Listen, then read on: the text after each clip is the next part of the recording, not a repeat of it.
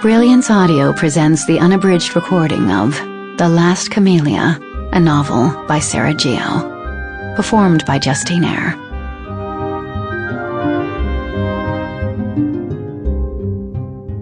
My destiny is in your hands. The meaning of the camellia flower, according to the Victorian language of flowers. Prologue.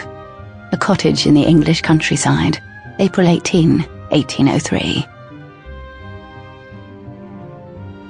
The old woman's hand trembled as she clutched her teacup.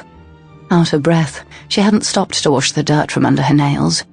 She hovered over the stove, waiting for the tea kettle to whistle as she eyed the wound on her finger, still raw. She'd clumsily cut it on the edge of the garden shears, and it throbbed beneath a blood-stained bandage. She'd tend to it later. Now, she needed to come to her senses. She poured water in the little white ceramic pot with a hairline crack along the edge and waited for the tea leaves to steep. Could it be? She'd seen a bloom as clear as day, white with pink tips, the Middlebury Pink, she was certain of it.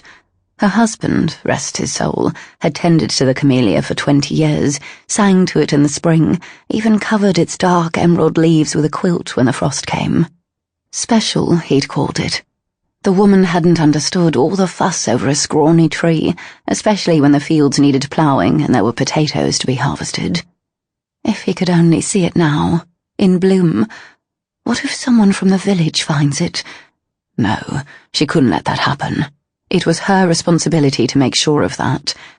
Years ago, her husband spent sixpence on the tree, which was then just a sprout peeking out of a ceramic pot. The travelling salesman told him it had been propagated from a shoot at the base of the Middlebury Pink, the most beautiful camellia in all of England, and perhaps even the world. The only known cultivar which produced the largest, most stunning blooms, white with pink tips, presided over the Queen's rose garden inside the gates of the palace. Of course the woman hadn't believed the tale, not then, and she had scolded her husband for his foolishness in spending such a high price on what might be a weed, but in her heart she did love to see him happy. And when he looked at the tree, he was happy. "I suppose it's better than squandering money on drink," she had said. "Besides, if it blooms, maybe we can sell the buds at the market." But the tree didn't bloom. Not the first year, or the second, or the third, or fourth. And by the 10th year, the old woman had given up hope entirely. Sample complete. Ready to continue?